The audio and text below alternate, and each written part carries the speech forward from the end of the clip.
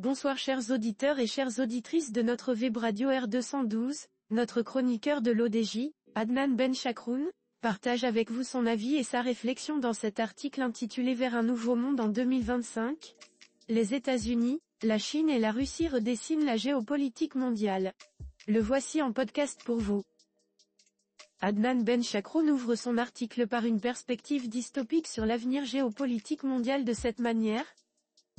Dans un futur dystopique où les ambitions impérialistes des grandes puissances dominent la scène internationale, les États-Unis, la Chine et la Russie prennent des décisions radicales pour réorganiser le monde selon leurs propres intérêts. Entre expansion territoriale agressive et pacte géopolitique secret, l'équilibre mondial vacille sous le poids des ambitions hégémoniques. Deux scénarios se dessinent, un monde fragmenté par des annexions unilatérales ou un nouvel ordre mondial négocié à travers un Yalta 2.0. Dans un monde où les tensions atteignent leur paroxysme, les États-Unis, la Chine et la Russie adoptent des stratégies d'expansion sans précédent pour affirmer leur domination. Notre ingénieur explore ensuite le premier scénario, en détaillant les stratégies expansionnistes des grandes puissances ainsi. Les États-Unis, l'hégémonie nord-américaine est stratégique. Les États-Unis, en quête d'un contrôle total sur l'hémisphère occidental, annexeraient le Canada, le Groenland et le canal de Panama. Cette expansion répondrait à des enjeux multiples, sécuriser les ressources naturelles du Canada, renforcer leur présence dans l'Arctique via le Groenland et garantir un contrôle stratégique sur le commerce mondial en prenant le canal de Panama. Ces actions, justifiées par des impératifs économiques et sécuritaires, transformeraient les États-Unis en une hyperpuissance continentale. Mais elles susciteraient également des tensions avec leurs alliés européens, notamment le Danemark, et mettraient en péril la souveraineté des nations annexées. Poursuivant son analyse, Adnan Ben Chakroun se penche sur la Chine et sa détermination à récupérer Taïwan. La Chine, le retour de Taïwan. En Asie, la Chine agirait de manière décisive pour récupérer Taïwan, un territoire qu'elle considère comme partie intégrante de son patrimoine historique. Après des décennies de tensions diplomatiques et militaires, Pékin mènerait une offensive éclair, forçant la communauté internationale à reconnaître cette annexion. Cette victoire chinoise marquerait un tournant majeur dans l'équilibre géopolitique de la région Asie-Pacifique. En dépit des sanctions économiques et des protestations internationales, la Chine sortirait renforcée, imposant son influence sur ses voisins et consolidant son rôle de superpuissance régionale. Notre chroniqueur approfondit ensuite son propos en examinant les ambitions de la Russie, qui viserait à annexer l'Ukraine orientale jusqu'au Dniepr ainsi. La Russie, la reconquête de l'Ukraine orientale. Pendant ce temps, la Russie mènerait une campagne militaire agressive pour annexer toute l'Ukraine orientale jusqu'au Dniepr, y compris Odessa. Cette avancée stratégique garantirait à Moscou un contrôle total sur la mer Noire et renforcerait sa présence en Europe de l'Est. Cette expansion, bien que coûteuse en termes de ressources et de relations diplomatiques, offrirait à la Russie une revanche symbolique et stratégique sur l'Occident, consolidant son influence sur une partie de l'Europe. Cependant, elle alimenterait des divisions profondes au sein de l'Union européenne et affaiblirait l'OTAN. Adnan Ben Chakroun propose ensuite un deuxième scénario où ces puissances choisiraient la coopération plutôt que la confrontation de cette manière. Le pacte des géants, un nouveau Yalta. En parallèle, un autre scénario envisage une coopération inattendue entre ces trois puissances. Face à un monde en crise, réchauffement climatique, instabilité économique et tensions idéologiques, les États-Unis, la Chine et la Russie pourraient choisir de conclure un nouveau Yalta, à l'image de la conférence historique de 1945, pour redistribuer les sphères d'influence mondiale.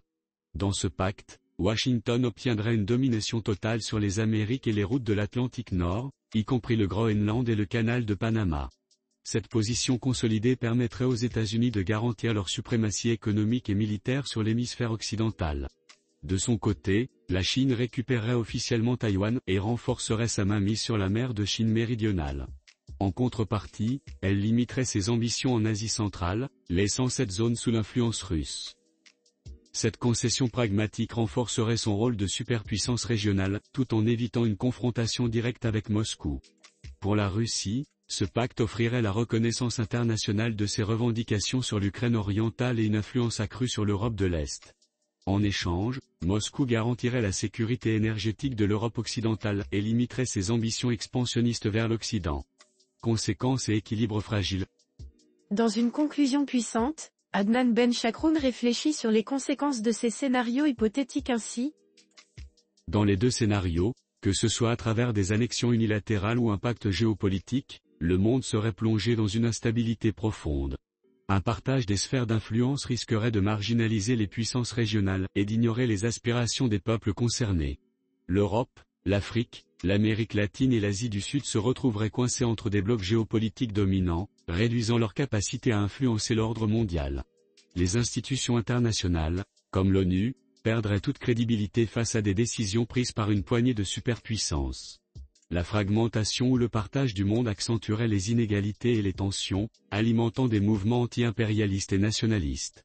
Ces scénarios hypothétiques, bien que dystopiques, posent des questions fondamentales sur l'avenir de la gouvernance mondiale. L'expansion agressive ou la coopération stratégique entre superpuissances reflète une réalité inquiétante, un monde où les intérêts des grandes puissances priment sur les valeurs universelles de souveraineté et de justice. La conclusion est claire, qu'il s'agisse d'annexion ou de pacte, ces visions d'avenir, si elles venaient à se concrétiser, ne feraient qu'aggraver les fractures géopolitiques, renforçant la domination des plus forts au détriment des équilibres mondiaux. L'auteur conclut sur une note d'espoir en rappelant que l'avenir de la gouvernance mondiale dépend des choix des dirigeants en ces termes. Après tout, l'histoire n'est pas écrite d'avance, elle appartient à ceux qui choisissent de la façonner avec sagesse et responsabilité. Ces scénarios, bien qu'intrigants dans leur complexité, nous rappellent l'importance de la diplomatie, du multilatéralisme et des institutions internationales pour préserver un ordre mondial équilibré. Si l'histoire nous enseigne que les ambitions impérialistes ont souvent façonné les frontières, elle montre aussi que ces actions ont des conséquences dramatiques, souvent irréversibles, pour les peuples et les nations. Nous ne pouvons qu'espérer que ces visions resteront confinées aux pages de la science-fiction géopolitique, servant davantage de mise en garde que de prédiction. Le véritable défi pour les dirigeants mondiaux est de construire un futur basé sur la coopération, le respect des souverainetés nationales et une gouvernance mondiale plus équitable. Chers auditeurs de la web radio R212, merci d'avoir été à l'écoute de ce podcast et de partager avec nous ce moment d'échange et de découverte. Votre présence et votre fidélité sont notre plus belle récompense. On se dit à très bientôt, si vous le voulez bien. Avec toute notre gratitude, l'équipe de R212.